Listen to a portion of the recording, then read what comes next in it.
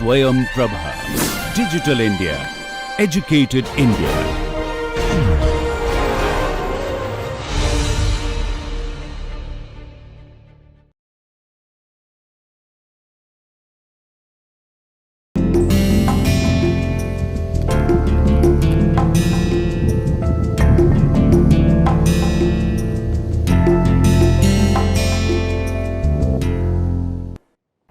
Hello and welcome to Gender and Society. This is the fourth lecture in the series of 20 lectures. This lecture will be on the historical and theoretical premises of gender. Over the last couple of lectures, you have seen that how we have talked about the biological conditions of the body and how we have unpacked the idea of the biological condition of the body as not really equal to the understanding of gender, that is the two concepts of the biological anatomical sex and gender are not really synonyms to each other. And we have also seen in the last lecture actually that gender is socially constructed. We have seen that what are the processes that go in informing gender as being socially constructed, and this is a process, the fluidity of gender is a process that we see not just in current times, not just in contemporary times, but also historically.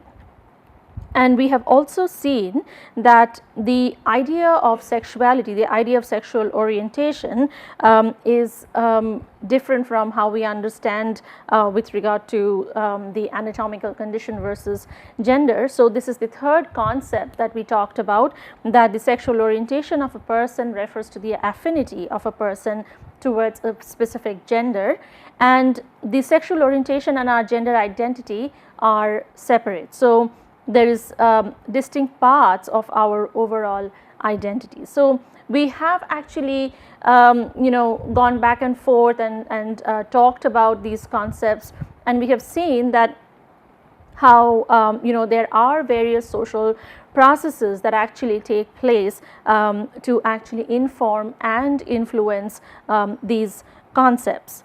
So with that, now we transition to asking a different question, a different set of questions that follow with gender as being socially constructed. So now we start asking, so whose gender are we talking about? So we have seen that gender is a category that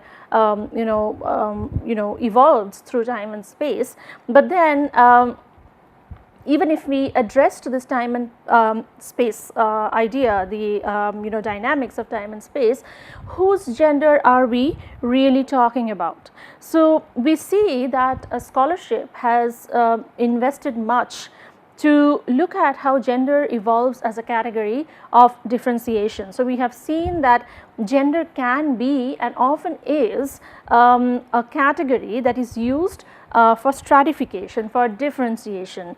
We have also seen that how is it possible that gender experiences are hardly only gender experiences. So somebody's gender experience is informed and intersects with other axes of differences, and we looked at some of the axes of differences that actually work along with gender, and some of these important axes of differences are the biological condition, the age of a person, race and ethnicity of a person, nationality, religion, education, marital status. So we have seen that given at a given point of time and space, how any one or some or maybe all of these actually interact with gender to produce a gendered experience, how we call it. So in this lecture, what we will see is gender's journey theoretically over time, and it is not possible to actually talk about the all of the theories that have informed gender over time, but I will introduce some of the basic theories and theorists over each lecture as and when they are relevant and as and when they are informing. And particularly here in this moment, we need to understand how gender actually intersects, how gender actually works with these other axes of differences. So this is a framework, this is a theoretical framework that is popularly known as intersectionality, and we see that if you recall the history of gender's journey, conceptual journey, you will see that in the 1990s, scholars argued that gender is not a property of an individual, but is an emergent feature of social situations. So gender relations are also processes involving power. So it was since that time that we see that scholars have been arguing that it is not just a feature of social identity, not just an emergent feature of a person's identity, but it's also a very important factor which involves power relationship, which actually informs a lot of power dynamics in society. The idea that the axis of identity that inform gender relations and how people relate to each other, such as with regard to race or ethnicity or age or class or religion or nationality, all of these. So this approach to look at gender with regard to these axes of differences is called intersectionality studies. So here we see that power, age, social status, ethnicity all structure out how gender related behaviors actually play out in society, and how they also vary in particular situations and historical periods. So it is not enough to say that the gender experience of a person works along with these axes of differences, but it is also important for us to acknowledge that these are played out, these relationships are played out at particular situations, moments in history, and they actually evolve as experiences over time in society. The term intersectionality actually was coined and first used by Kimberly Crenshaw as a metaphor to explain how race oppression and gender oppression interact in African American women's lives. So in this idea, Crenshaw actually put forward to pioneer the idea that it is not just gender which is at play, but it is also race in this case for African American women, which is informing the overall experience. And here you can see Crenshaw's one of the most significant works. If you want to take a look, please go and read up the article and to get a better idea of where intersectionality actually comes from originally. So briefly, to sum up, why did it arise? Why was there a need for intersectionality studies? So we see that in the 1980s, it was from a correction to an early feminist assumption that ties that bind women to each other are stronger than the lines that divide them. So you see that that point of time, that point in history actually was struggling, was actually negotiating with a lot of social events that also came with an assumption that all women go through the same experience. So intersectionality comes as a correction to that assumption that ties that bind women to each other are stronger than the lines dividing them. So there are differences amongst women as a category, and they should not be mistakenly thought as a homogeneous category, just like men should not be taken as a homogeneous category. So this comes with that in background, and the engagements with gender cannot be extracted from gender's intersections with race, ethnicity, sexuality and beyond. So, to talk about a person's gender experience, we need to understand the person's experience with the ideas of ethnicity, with race, with sexuality, with age, etc. So, over time what has happened is that the idea has become inextricably entwined with feminist epistemology and methodology, which is often used as an analytical tool on feminist research on family. So, remember, much of these conversations actually come out from reorganization, restructuring within the family. So, you know, people were more and more interested to look at how relationship within family and marriage were getting restructured as society evolved over time, and people were now paying more attention to ideas of household labor. So, you know, these ideas actually gradually came into discussion, and you know, over time we see that intersectionality became very entwined with the methodology, the feminist methodology, the way of doing feminist research, and the feminist epistemology that you know, informs a lot of these relationships. And we see that significant advances have been made in terms of talking about domestic intersectionality, which is often also called or known as methodological nationalism. So, what happens you know, to intersectional experiences you know, within a nation state. However, we see that the scholarship that has significantly you know, drawn our attention to the dynamics, the intersectional dynamics within the nation state, there is a tendency to limit analysis within the confines of the nation state until recently. So, we see that there is another body of literature which comes from the transnational feminist sources, and they have actually documented the long legacies of colonialism and imperialism, and they have analyzed historically contingent factors affecting contemporary constellations of social relations as they map power relations, intersectionality and across national divides and diverse gender. We see another body of literature that have come from the transnational feminist sources that have documented the long legacies of colonialism and imperialism.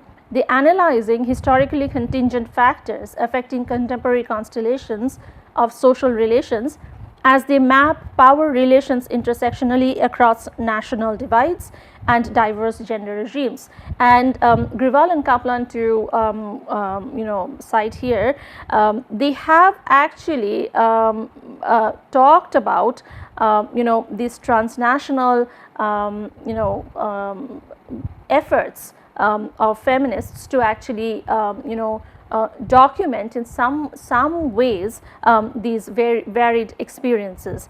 So, they have paid attention to the linkages and travels of forms of representation as they intersect with movements of labor and capital in a multinational world.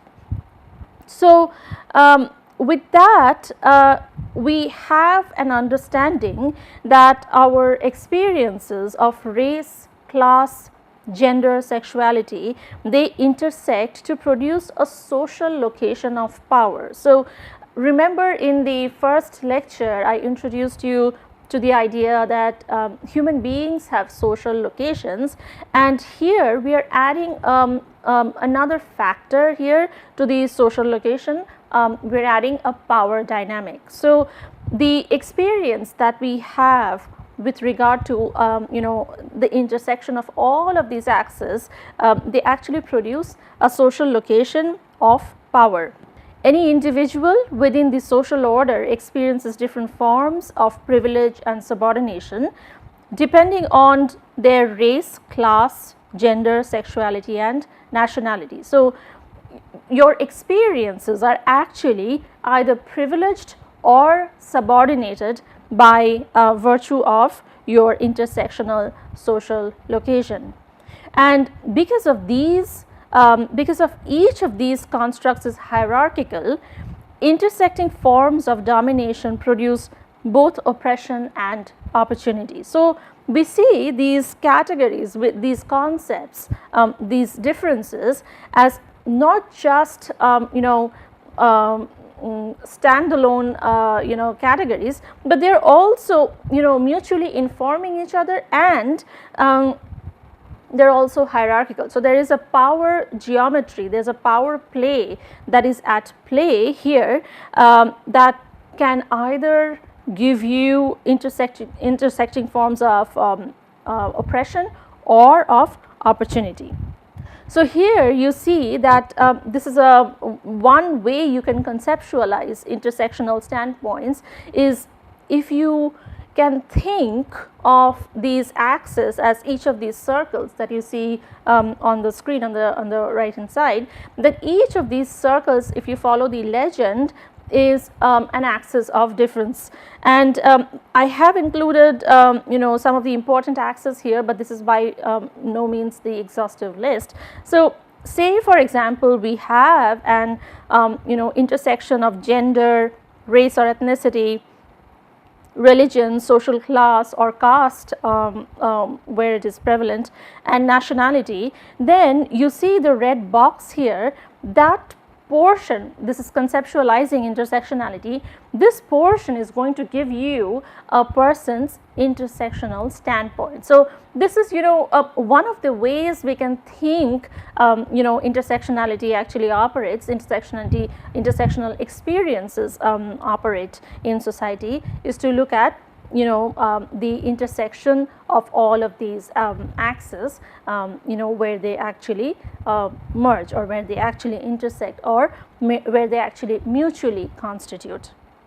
So, intersectionality is also a traveling concept, which means that over time this idea has evolved over time and space, and just like all socially constructed categories, the context of intersectionality matters. So, categories that are contextualized and have different meanings. So, particularly for gender here, we have seen that scholars have invested in contextualizing or understanding the ideas of race, the ideas of social class, to understand how the ideas, the concepts of gender actually can be understood in that time and space. So, not just the concept of intersectionality, but also various categories travel. They must be contextualized and analyzed in relation to the history of ideas as well as contemporary discourses and knowledge production. And if you want to be familiar with this kind of work, I would encourage you to go look up the types of work that feminist scholar Mira Marx-Ferré does. So, remember we talked about how knowledge is produced and what are the politics, politics of knowledge production that go on with understanding that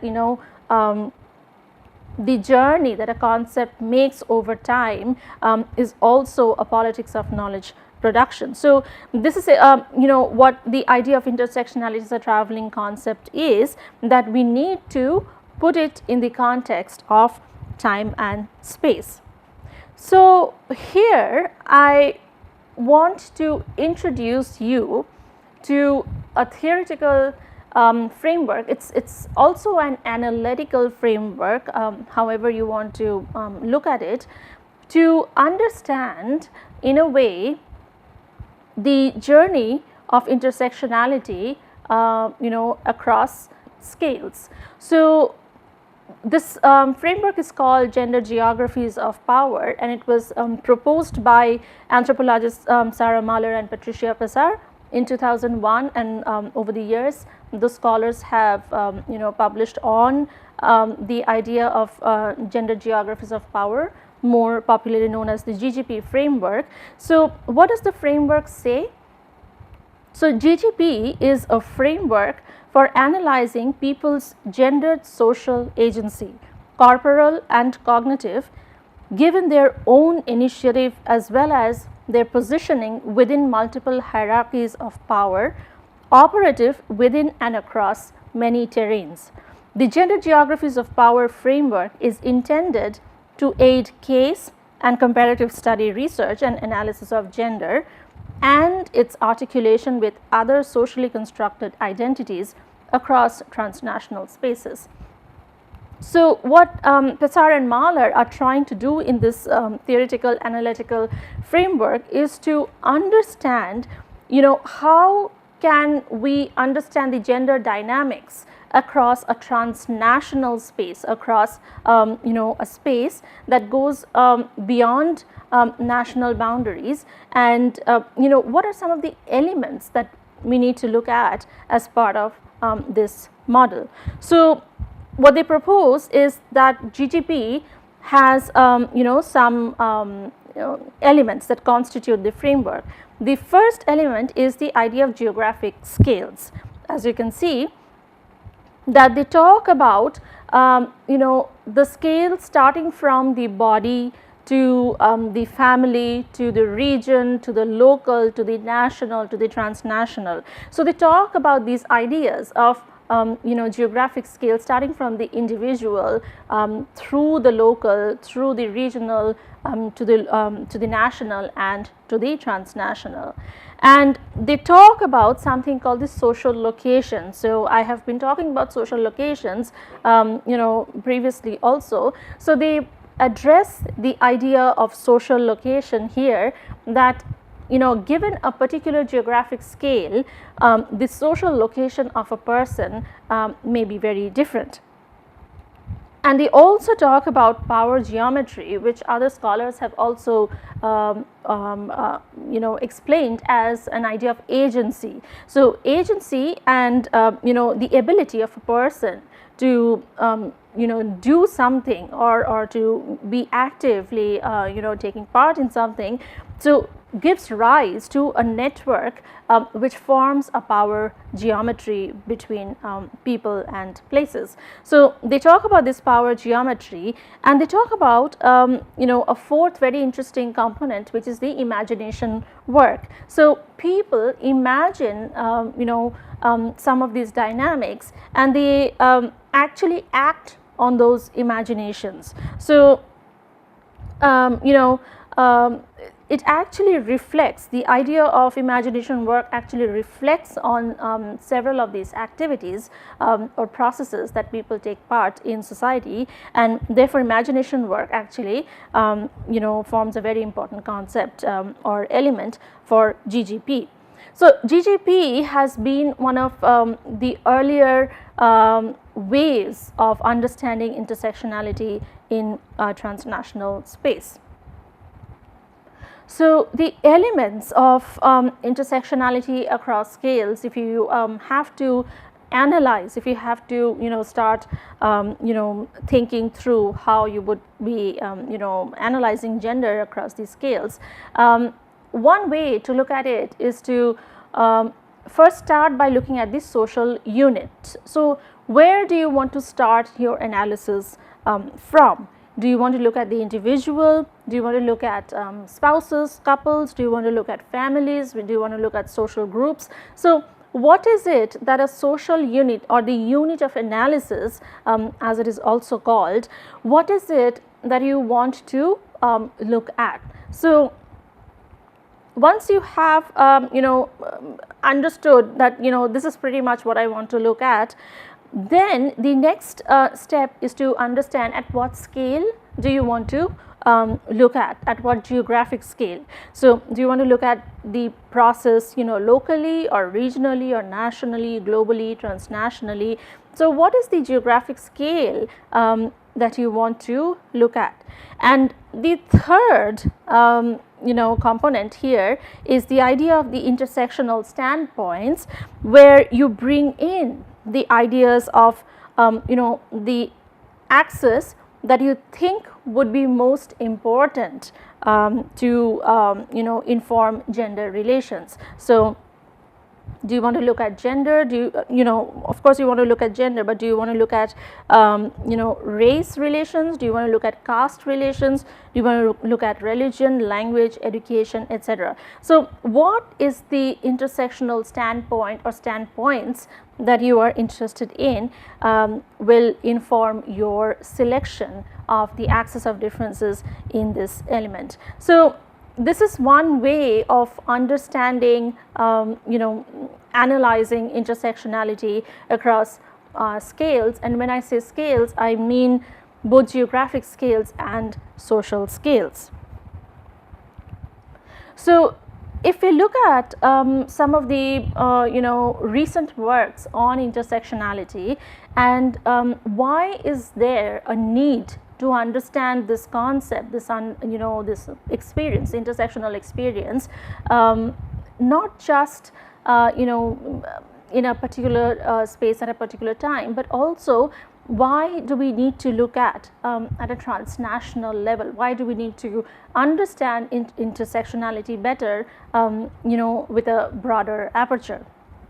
So I want to read out a part of an article from Bandana Purakayastha, who is a sociologist, who has actually pointed out here that there is a need to recognize intersectional experiences at a transnational level. So I quote her: "Since the structures of exclusion and inclusion vary by country, there may not be a fit of social locations across countries. Instead, people may be relatively privileged and actively seek privilege in one country to balance the marginalization in another, as is evident in both cases. These simultaneous social locations are relevant for understanding intersectionality as a theoretical approach that is valid beyond Euro-America. Just as we recognize that fragmentation and contradictions mark social locations within nations, we need to recognize it at the transnational level." So here you see that Purakayastha actually talks about not just the need to look beyond the national scale, to look at it at a transnational scale, but also to look beyond an Euro-America model. So much of these theorization actually had started and probably has been pioneered from contexts that are maybe particular to the Euro-American contexts in the US, in Europe. But what happens is when we try to transport these theoretical frameworks, they may not fit into, say for example, a South Asian case or a Southeast Asian case, just as it would fit for an Euro-American case. So when this is one way of being alert with working with theories, and it holds true for gender theories also, that when you are in social sciences, when you're talking about social theories, they are produced at a particular time and space, and so when you're actually borrowing or when you're trying to apply a particular theoretical framework, you have to be careful that is it making meaning, is it applying to this condition, is it applying to this time and space. So this is one call that we see in intersectionality studies, that the concept, that the analysis needs to move beyond the national scale. I bring in another scholar's who is also a sociologist viewpoint, where she also talks about these importance of intersectionality to actually go beyond the boundaries of the nation state, and she says that much like the concept of patriarchy, applications of intersectionality also continue to be shaped by the geographies of colonial modernity. That is, the focus of intersectional analysis in general continues to be on the putative West, domestic and local, leaving unexamined cross-border dynamics processes beyond the local level of analysis that nevertheless are integral to the unfolding of local processes. especially processes over there. The paradigm of intersectionality then, in application if not conceptualization, falls short of its potential. So, you see that scholars are not just talking about the fact that intersectionality has not been used at a broader scale. They are also calling for a reconceptualization of the process, that how can we understand intersectionality better.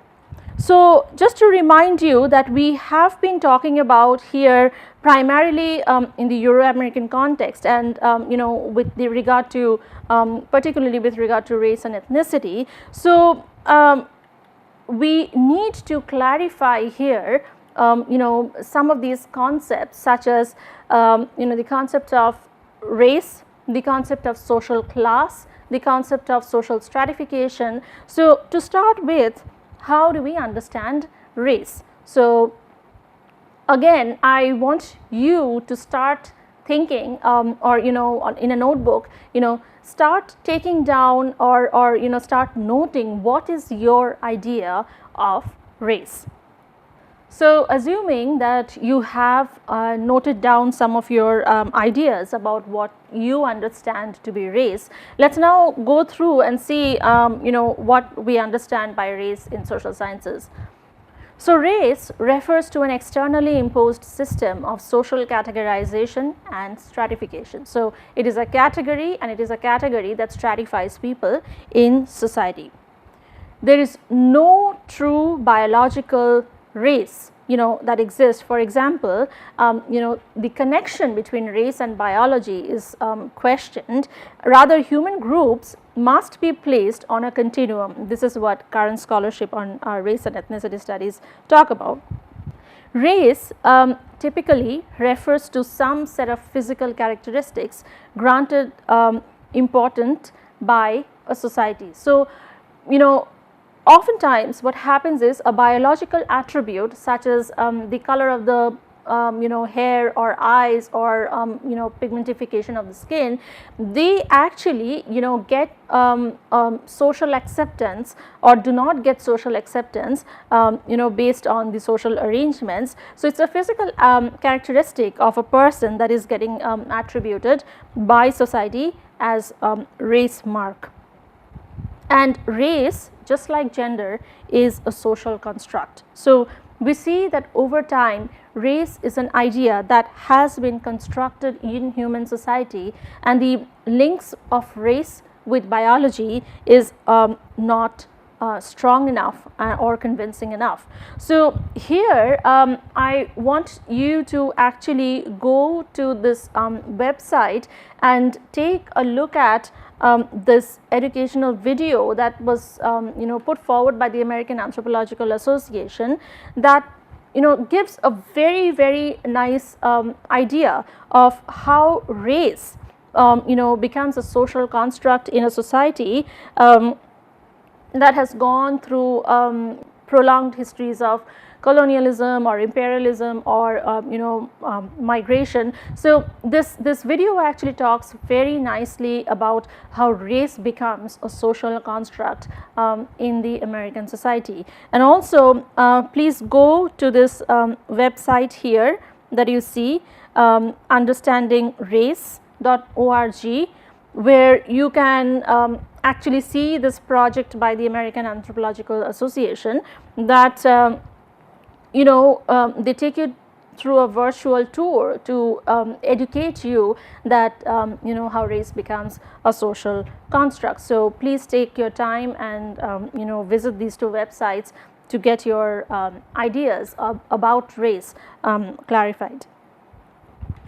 So, the two ideas, the two categories, the gender and race, are shifting categories, that they are evolving categories, can be seen as classic examples in two census forms. So, the census of India, if you look at the 2011 census form, the gender categories on the Indian census form, you will see that for the first time a third category has been introduced on the census form. So, now there is male, there is female and there is other. So a person who is filling up this form for as an Indian citizen actually has 3 categories to choose from. So the person can either tick or at male, or tick at female, or tick at other. So and this category of the other was only introduced in 2011,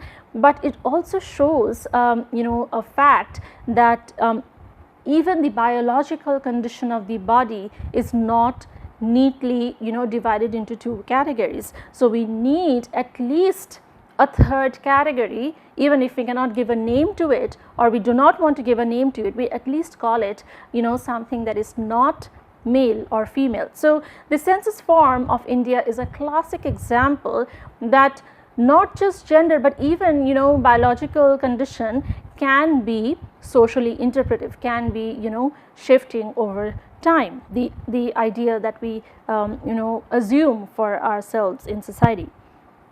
So that was an example to show how gender as a category evolves over time. And the other example in this regard, if you look at the census of the US, of the United States, you will see that the categories of race between 1790 and 2010 have shifted in the census form. And if you can follow this website, you can actually go and read it up what in details what happened. But here I have some of the screenshots from that website, that in the year of the first census 1790, the race question looked very different than it does today, and this is the US census form, and you see that there are 4 categories in the 1790 census form. You have free white males, you have free white females, all other free persons, and slaves. So not just the categories, but see what could be or could have been the social arrangements when this was used in 1790. The second screenshot actually shows you that by the 1870s these categories have changed. So we now see that these race categories are now called white, black, mulatto, and Indian or Native Americans, as they are referred to. So the same categories being reflected in the 1870 census. And in the 1890 you see that the that was a time where we see there was a lot of interracial intimacy in society, in the US society, and the race question was a huge question to address for the US society. And so you see the reflection of addressing that question in the census form of 1890, where you have all of these categories of white, black, even for black you have 3/4 or more black blood, mulatto, quadroons, octoroons, Indian, Chinese, Japanese. So you see the census form is a classic example, not just to show that race as an idea evolved over time, but it's also a classic idea that shows, that actually tells you what sort of social arrangements, what sort of changes in social arrangements actually took place around that time. So when you have time, please go and take a look at this website, and please do some more research also to see how race and gender have evolved over time. So with that, we now transition to talking about social class, and this is this can be equated to socioeconomic class, but you have to be careful how you're using the concept. So social class is traditionally understood in terms of wealth, prestige, and power, the 3 components that you see here, that your tangible and intangible ways of negotiation in society. So wealth, prestige, and power are informing the idea of social class. And with that, hand in hand go the idea of social status, which is the position or rank of a person or group within the society. So we loosely use social class, social to denote social status, but social status can be understood in one of these two ways. Is either you have achieved status, that is you have achieved something in society, and therefore you have acquired a particular status in society, or you have an ascribed status, which means that you have inherited a status that you have not necessarily achieved by yourself, but you have inherited from somewhere or someone. So social status can be understood from these two angles. Another idea that goes hand in hand with the idea of the social status and social class is the idea of class consciousness. So class consciousness is the perception that a class structure exists along with the feeling of shared identification with others in one's class. So in society, people assume that there's a feeling of shared identification, and there's an idea that you belong to a particular class, and you're conscious of that class, and you identify people who are with you in that class. So the idea that a class structure exists and one's identification with that class is actually informing and reinforming each other. And this also in a way informs the idea of social stratification, which is a relatively fixed hierarchical arrangement in society by which groups have different access to resources, power, and perceived social worth. So the reason you need to keep in mind that social class, stratification, class consciousness, social status exist is because they inform gender relations all the time, and the gender experience is often a product of the information from all of these categories. So now we come to an understanding that gender as a category, gender as a fluid category, has evolved as an analytical category. Let's see how. So what emerged in the 20th century was an absence in social theorizing from 18th to the early 20th century is an understanding that gender is fluid. So we see that in earlier scholarship gender was mistakenly described through biological sex as a variable, and then it only emerged in the late 20th century to talk about gender as an analytical category. The assumption of binary differences in early theorizing was what we see in scholarship that was produced around that time, and the woman question became mistakenly synonymous with gender. So we have seen a transition of the scholarship that was focusing on the women question, but then it was mistakenly becoming synonymous with the idea of gender, in that it assumed the male question, the question, the category of men in society as an assumed category. The constitutive element based on perceived differences. So are these differences that we are talking about, are they real or are they perceived, is a constant question that has been asked. And it also gender as an analytical category actually signifies relationships of power, and here it is helpful to look up how Pierre Bourdieu actually talks about the relationships of power through collective illusions constructing class and gender. So there is a very interesting way that Bourdieu talks about where class and gender actually interact, and that gives rise to class consciousness. So please do some reading on Pierre Bourdieu's work and how his work actually informs our understanding of class and gender.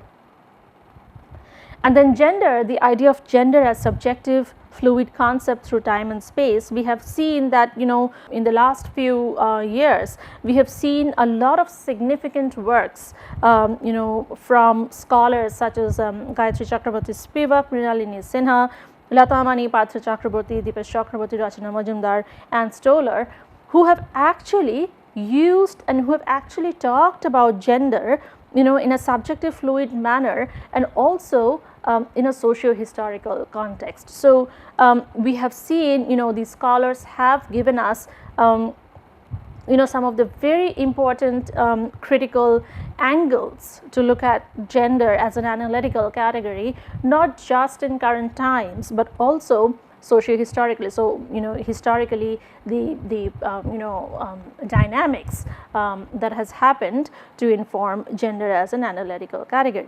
So what do we find when we look at these historical analysis? So what do we find gender as? How did gender play out as a category of historical analysis? We see that there are two approaches to understanding this scholarship. One is gender as descriptive. That is, we talk about gender as existing at that time and place, but just describing that without interpreting.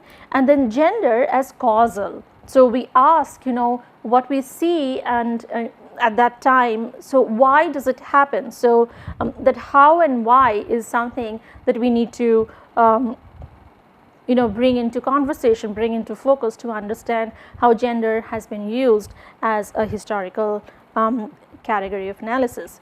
So in this context, I want to read what Natalie Davis actually in 1976 has said, that it seems to me that we should be interested in the history of both women and men, that we should not be working only on the subject of sex any more than an historian of class can focus entirely on peasants. So you see that there was a call to shift focus to understanding gender in society and not just women or not just men in society, and this is one way that Davis actually makes her call. And the next idea that we need to understand and analyze that gender and race as categories have evolved over time, and they have informed social structures, social arrangements, comes this is a classic example of how these arrangements took place. So I read from Oibumi's 97 work that the last 5 centuries described as the age of modernity have been defined by a number of historical processes, including the Atlantic slave trade and attendant institutions of slavery and European colonization of Africa, Asia and Latin America. The next idea that gender and race as categories have evolved over time, not just as fluid categories, but they have influenced social structures, they have influenced social relationships, social stratifications, come from a proposition forwarded by Oebumi in 97, and I read from that work that the last 5 centuries described as the age of modernity have been defined by a number of historical processes, including the Atlantic slave trade and attendant institutions of slavery and European colonization of Africa, Asia and Latin America. The idea of modernity evokes the development of capitalism and industrialization, as well as the establishment of nation states and the growth of region disparities in the world system. The period has witnessed a host of social and cultural transformations, and I've made it bold here just to show the significance. Significantly, gender and racial categories emerged during this epoch as 2 fundamental axes along which people were exploited and society stratified. So we have some very important work that has been done in this context to show us that historically gender was used as a category of politics as a category of social arrangement, as a category to inform social stratification.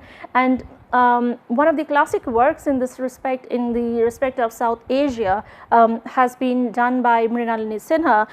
Her book is called The Colonial Masculinity. So over there, Sinha actually shows us that empire building was represented as a masculine enterprise, and gendering of the space of the empire and the activities of the empire building as a masculine sphere was related to social and political problems in Europe. So in Colonial Masculinity, Mrinalini Sinha actually points out that there was this larger politics at play, and gender was actually at the center of that political rearrangement or colonial political dynamic.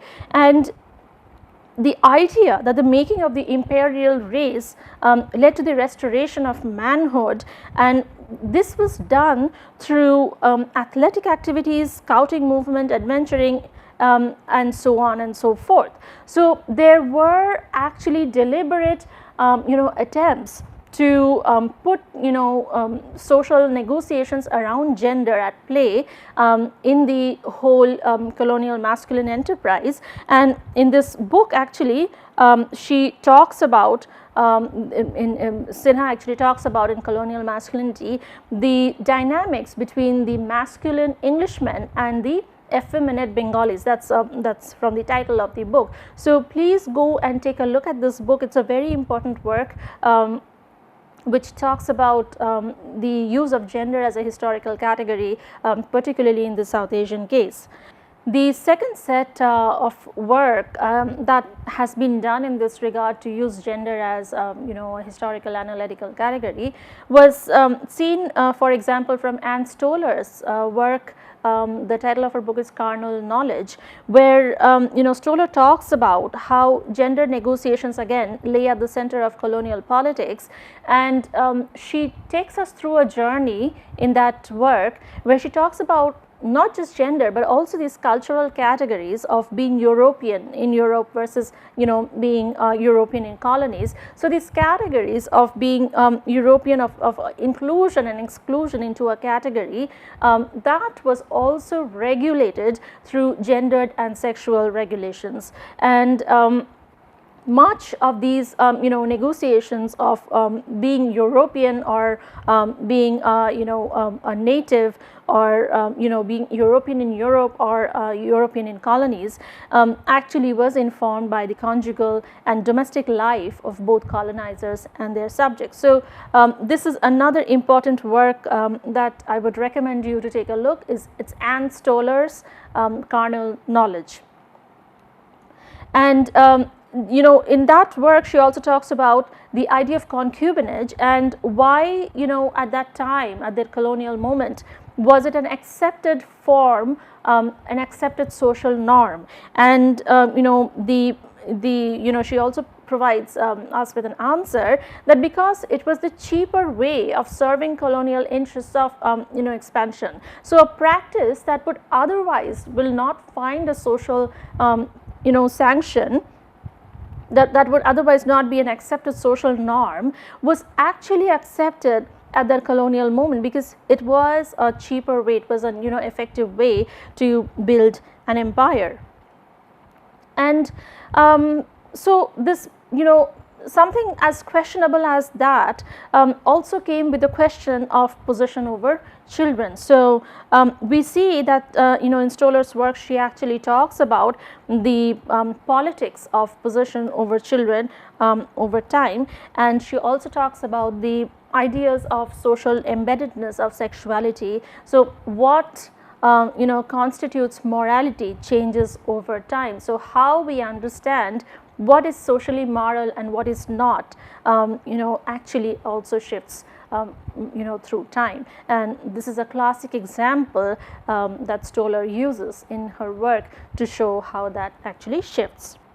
The third important work in this respect is forwarded by Rachana Majumdar, and she talks about marriage in colonial Bengal. The title of her book is Marriage and Modernity, and she talks about, this is a context from the book.